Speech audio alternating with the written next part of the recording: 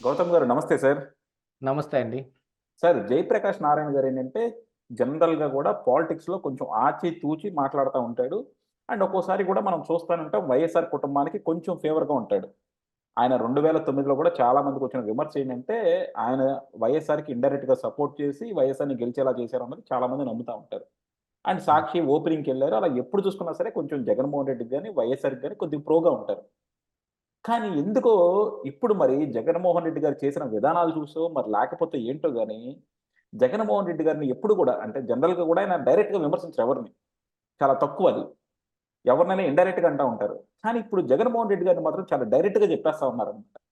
నిజంగా జగన్మోహన్ రెడ్డి అనేవాడు ఆంధ్రప్రదేశ్‌కి గుదిబండ. ఇలాంటాళ్ళు ఉండకూడదన్నట్టు చాలా క్లియర్‌గా చెప్తా ఉన్నారు. ఆయన చెప్పిన ఒక మాట కూడా ఉంది సార్. ఎవరైనా సరే రాజకీయాల్లో ఉన్నోళ్ళు ఎవరు ఆహ్, గొప్పోళ్ళు గాదు. లేకపోతే వీళ్ళందరూ కూడా పెద్ద పత్తిత్తులు గాదు. అందరూ తప్పులు చేస్తారు. కానీ చంద్రబాబు గారైనా, కేసీఆర్ అయినా, రేవంత్ రెడ్డి అయినా సరే, వాళ్ళకో పరిధుంటది. ఏదైనా సరే మనకెంత పవరున్నా సరే ఇంత లిమిట్‌లోనే మనం ప్రవర్తించాలి. అంతకు మించి దాటామంటే ఎదురు దెబ్బలు తగులుతాయి. లేపోతే సమాజం కూడా హర్షించదనే లిమిట్‌లో ఉంటారు. కానీ జగన్మోహన్ రెడ్డికి ఆ లిమిట్ లేదు. జగన్మోహన్ రెడ్డి ఏంటంటే ఎంత దూరానికైనా ఎళ్ళిపోతున్నాడు. అవతలోడిని చంపేసేయండిరా! వాడిని తల నరుక్కొచ్చి తీసుకొచ్చేయండిరా అన్నట్టు కూడా అంటున్నాడు. మిగతా వాళ్ళెవరు ఆ మాట అనరు. కానీ జగన్మోహన్ రెడ్డి ప్రత్యర్థుల్ని చంపేయండిరా అన్నట్టు కూడా ఆయన జనాల్ని రెచ్చగొడుతున్నాడు అన్నట్టు కామెంట్ చేశారనమాట. సో, ఆయనకి డెవలప్‌మెంట్ లేదు.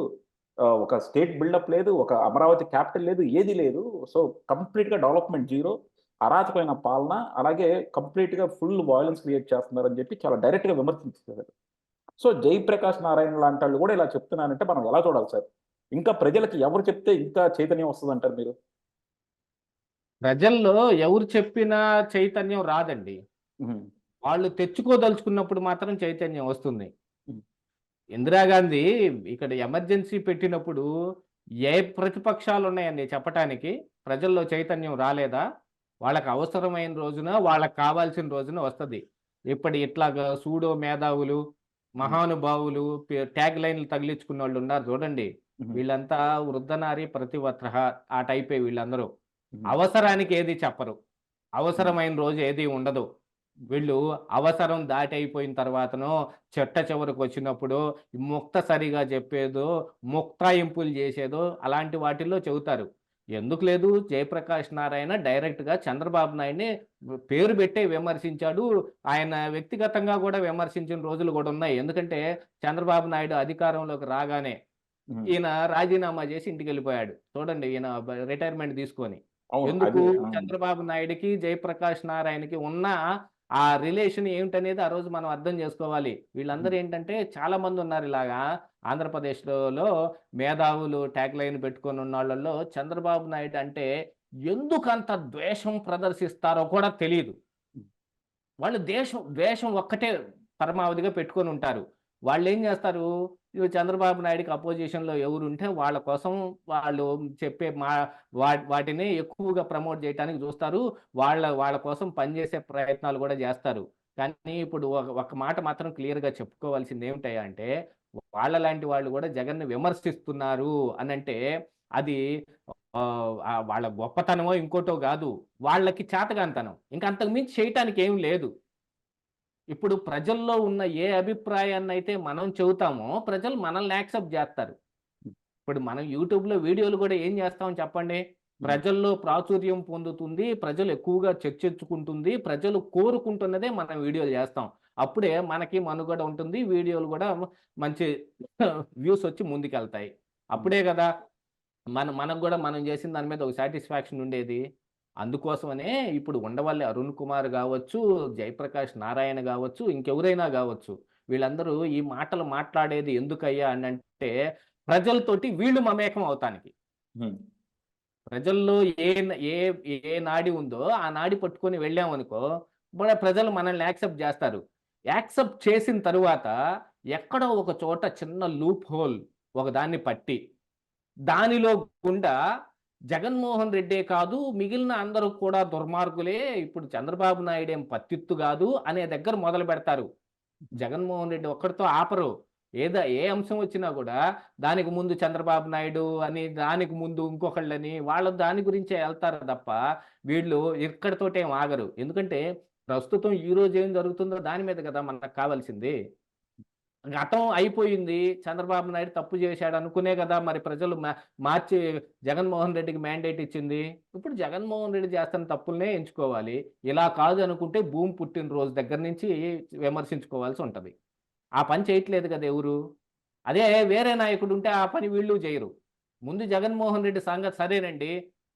ప్రజలు అందుకేగా తిరస్కరించారు. మరి ఇప్పుడేం చేస్తున్నాడు ఈయన అని ఆయన క్వెషన్ చేస్తారు తప్ప, జగన్మోహన్ రెడ్డి రాంగానే ఒక లూప్ హోల్ ఎతికి పాత నాయకుల మీద కూడా పడుతుంటారు. ఇదంతా ఏంటంటేనండి ఒక మేధావితనం అన్నమాట ఈళ్ళది. హుహు. వీళ్ళకి ఎక్కడో ఒక చోట లూప్ హోల్ కోసం ప్రజలకు దగ్గరగా ఉండి, ఆ లూప్ హోల్‌ని బట్టి అందులో నుంచి వాళ్ళని కూడా విమర్శించి, వాళ్ళ మీద కూడా ఎట్నో కొట్ట బురద జల్లి దాన్ని గురించి ఏదన్నా లబ్ధి జగన్మోహన్ రెడ్డికి చేకూరుద్దామనే ఇదంతా తిప్పి తిప్పి తీసుకొచ్చి అక్కడే all roads leads to Rome అన్నట్టు వీళ్ళందరూ మళ్ళీ తీసుకొచ్చి జగన్మోహన్ రెడ్డి మళ్ళీ అధికారంలోకి ఎలా రావాలి అనే దాని మీద కృషి చేస్తా ఉంటారు. ఉండవల్లి అరుణ్ కుమార్ నిన్న కూడా ప్రెస్ మీట్ పెట్టాడు. చంద్రబాబు నాయుడు గెలుపు తథ్యం అన్నాడు. హుహు. అయినా గాని ఈవీఎంల సంగతి ఎందుకు ఎత్తాడో తెలియకుండా ఎత్తి ఒకప్పుడు ఇట్లాంటిది ఉండేది. నేను బ్యాలెట్ పెట్టినప్పుడు ఓడిపోయాను. ఈవీఎంలు పెట్టినప్పుడు గెలిచాను. అప్పుడు కొంతమంది అనుకుంటుండేవాళ్ళు ఎక్కడ తెలుగుదేశం పార్టీ సైకిల్ మీద నొక్కినా కూడా ఫ్యాన్‌కే ఓటు పడుతుంది అని అనుకుంటుండేవాళ్ళు. ఇట్లాంటివన్నీ చెబుతాడు. ఇప్పుడేంటి ప్రజల్ని రేపు మొత్తాన్ని కొంచెం వాళ్ళందరినీ ఒక సైడ్ జేయటానికనమాట. ఈవీఎంల మీద ఉండే అనుమానం ఉంది. ఇప్పుడు వ్యవస్థల్ని మేనేజ్ జేస్తన్నాడు. అందుకనే ఆహ్, బీజేపీని మనం గలుపుకుంటే అదేదో చేయకుండా ఉంటారని టీడీపీ ప్రయత్నాలు జేస్తుందని ప్రచారం ఉంది గదా! హుహు. దాంట్లో ఇప్పుడేం జేస్తారు, రేపు ఫ్యాన్ మీద ఒత్తినా గూడా సైకిల్‌కే ఓటు పడ్డాయి అనే దానికి వీళ్ళు బీజం వేస్తారనమాట ఈడ. చూడండి ఇది లాంగ్ రన్ను. హ్మ్. వీళ్ళ మేధావితనం అక్కడి దాకెళ్ళుద్ది. రేపు ఇదే ఉండవల్లి ఇలాంటి ప్రెస్ మీట్ పెట్టకపోతే చూస్తా ఉండండి. హుహు. రేపు చంద్రబాబు నాయుడు గనక తిరిగి గెలిచి మంచి సీట్లు మెజారిటీ వస్తే బీజేపీ కూడా వీళ్ళతో కలిసే ఉంటే ఇదే మాట ప్రెస్ మీట్ పెట్టకపోతే చూడండి. ఆయన చంద్రబాబు నాయుడు ఉన్నప్పుడు క్వార్టర్ బాటిల్ పట్టుకొనొచ్చాడు. హ్మ్. 2019 నుంచి ఇప్పుడు 2024 ఫిబ్రవరి 20వ తారీఖు వస్తున్న 19వ తారీఖు ఈ రోజు వరకు మద్యం మీద ఒక మాట మాట్లాడాడా? హుహు. ఏం సిగ్గు లేదు? బుద్ధి లేదా ఆ పెద్ద మనిషికి? ఏం మద్యం అమ్ముతున్నారు కనపడటం లేదా కళ్ళకి? ఏమిటి ఆ గోల్డ్ మెడల్ ఏంటి? ఆ ప్రెసిడెంట్ ఏంటి? ఆ భూమి ఏంటి? ఏం జరుగుతుంది? ప్రజల ఆరోగ్యం ఎంత పాడైపోతుంది? నీకేం బాధ్యత లేదు? దాని మీద మాట్లాడావు. అప్పుడు మాట్లాడావుగా క్వార్టర్ బాటిల్ తీసుకొచ్చి ఇది తయారు చేయడానికి రూ. 18 అయితే దీన్ని బయట రూ. 86కి అమ్ముతున్నారు అని. ఈ రోజు ఎంత అమ్ముతుందో తెలుసా? రూ. 300 అమ్ముతుంది అదే క్వార్టర్ బాటిలు. అంటే ఏం ఇప్పుడు ఏం ఏం గడ్డి పీకుతున్నారు మీరు? ఇప్పుడు అదే అమ్మినా వాటి అంతా గురించి మాట్లాడితే గవర్నమెంట్‌కెళ్ళిపోతుంది కదా! మళ్ళీ జగన్మోహన్ రెడ్డి మీదకి ఎళ్ళిద్ది గాబట్టి, ఇలాంటి హ్మ్. మాటలన్నీ మాట్లాడి మసిపూసి మారేడుకాయ చేద్దాం.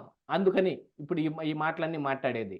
ఈళ్ళ పత్తిత్తు కబుర్లు ఇంకా ఆంధ్రప్రదేశ్ ప్రజలు నమ్ముతారంటే మాత్రం అవివేకమే. హ్మ్. కాకపోతే ఒకటి సార్ ఇప్పుడు ఉండవల్లి గారు చెప్పినా, ఈళ్ళందరూ చెప్పినా సరే నిజంగా మీరన్నట్టేంటంటే ఒకప్పుడు ఈళ్ళందరూ చంద్రబాబుకి వ్యతిరేకంగా మాట్లాడినోళ్ళే, చంద్రబాబు పతనం కోరుకున్నోళ్ళే. కానీ ఇలాంటోళ్ళు గూడా ఈరోజు జగన్‌ని విమర్శిస్తున్నారంటే ఇంకా ఎంత దారుణంగా ఉందో పరిస్థితి అన్నదన్నమాట. అవునండి. హ్మ్. దారుణంగా ఉన్న పరిస్థితి ప్రజలకు అర్థమవుతానే ఉంది. హుహు. కానీ వీళ్ళేం ట్రై చేస్తున్నారనేది నేనిందాక చెప్పింది మాత్రం అదే. కరెక్టు. అదేలే సార్. యాహ్! లూప్ హ్మ్. హోల్స్. హ్మ్. లూప్ హోల్స్ అదే ఎతుక్కొస్తారు. అదేదో సినిమాలో 'ఎంఎస్ నారాయణ' చెబుతాడు చూడండి. హుహు. లాలో ఉండే లూప్ హోల్సే నాకు ఫుల్ మీల్స్ అని. ఆ! వీళ్ళు ఫుల్ మీల్స్ కోసం తిరుగుతా ఉంటారనమాట. తిరుగుతా ఉంటారు. Thank you sir. Thank you very much sir.